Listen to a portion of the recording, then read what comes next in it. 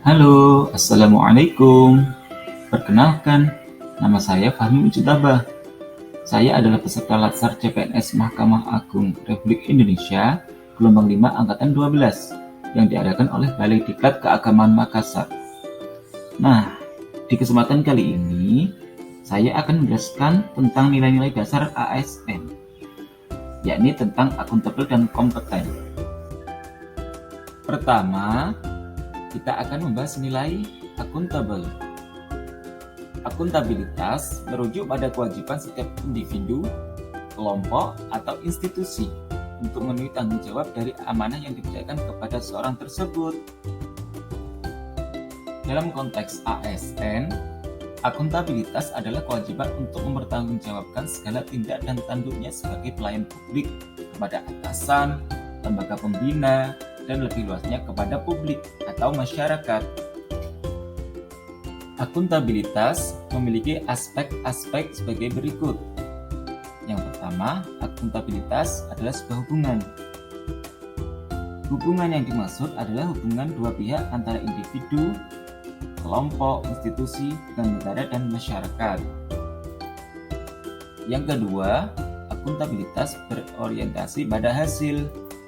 Hasil yang diharapkan dari akuntabilitas adalah perilaku aparat pemerintah yang bertanggung jawab, adil, dan inovatif.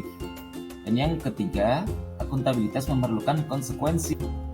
Konsekuensi di sini dapat berupa penghargaan atau sanksi. Kemudian, akuntabilitas membutuhkan adanya laporan.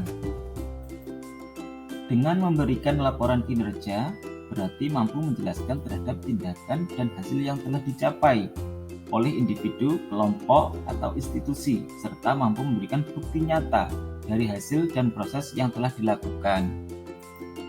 Selanjutnya, akuntabilitas memperbaiki kinerja. Akuntabilitas ini dimaknai sebagai sebuah hubungan dan proses yang direncanakan untuk mencapai tujuan yang telah ditetapkan sejak awal, penempatan sumber daya yang tepat, dan evaluasi kinerja. Dalam hal ini, proses setiap individu, kelompok, atau institusi akan dimintai pertanggungjawaban secara aktif yang terlibat dalam proses evaluasi dan berfokus pada peningkatan kinerja. Akuntabilitas memiliki fungsi diantaranya: 1. Menyediakan kontrol demokratis, 2. Mencegah korupsi dan penyalahgunaan kekuasaan, dan 3. Meningkatkan efisiensi dan efektivitas. Akuntabilitas sendiri memiliki tingkatan sebagaimana yang ada di gambar ini, dimulai dari akuntabilitas personal, akuntabilitas individu, akuntabilitas kelompok, akuntabilitas organisasi, dan terakhir ada akuntabilitas stakeholder. Akuntabilitas personal mengacu pada nilai-nilai yang ada pada diri seseorang, seperti kejujuran, integritas, moral, dan etika.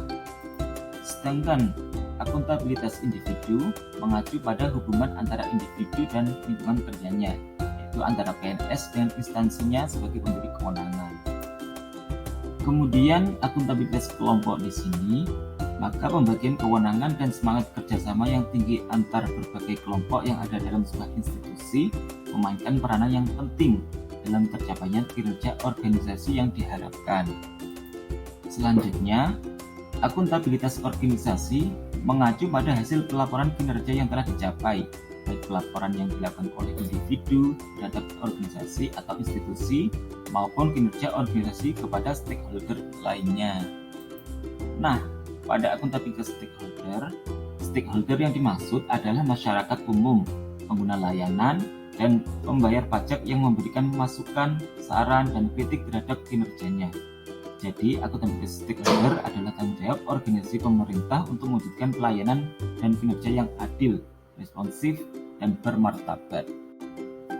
Adapun panduan perilaku atau kode etik supaya kita memiliki akuntabilitas, di antaranya kita harus melaksanakan tugas dengan jujur, tanggung jawab, cermat, disiplin, dan berintegritas tinggi. Kemudian kita juga harus menggunakan kekayaan dan barang milik negara secara bertanggung jawab, efektif, dan efisien. Dan kita juga tak lupa jangan menyalahgunakan kewenangan jabatan yang kita miliki. Nah, selanjutnya kita akan membahas nilai dasar ASN kompeten.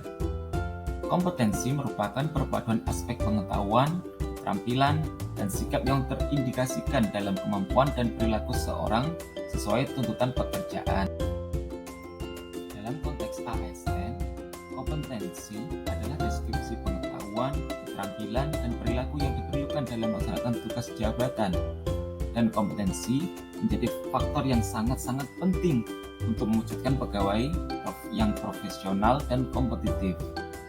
Dalam hal ini, ASN sebagai profesi memiliki kewajiban mengelola dan mengembangkan kompetensi dirinya, termasuk wujudkannya dalam kinerjanya dimanapun, di kantor, atau ketika ada di lapangan.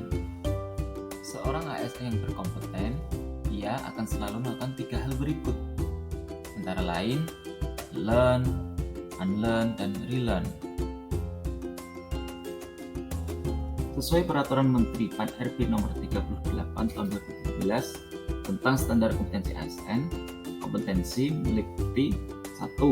Kompetensi teknis adalah pengetahuan, keterampilan, dan sikap atau perilaku yang dapat diamati, diukur, dan dikembangkan yang spesifik berkaitan dengan bidang teknis jabatan.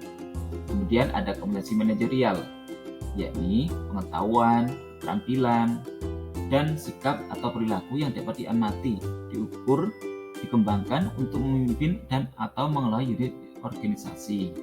Nah, ketiga ada kompetensi sosial kultural, maksudnya pengetahuan, keterampilan, dan sikap atau perilaku yang dapat diamati, diukur, dan dikembangkan terkait dengan pengalaman berinteraksi dengan masyarakat majemuk dalam hal agama, suku, dan budaya, perilaku, wawasan kebangsaan, etika, nilai-nilai moral, emosi, dan prinsip yang harus dipenuhi setiap pemegang jabatan untuk memperoleh hasil kerja sesuai dengan peran dan fungsi dan jabatan ASN tersebut.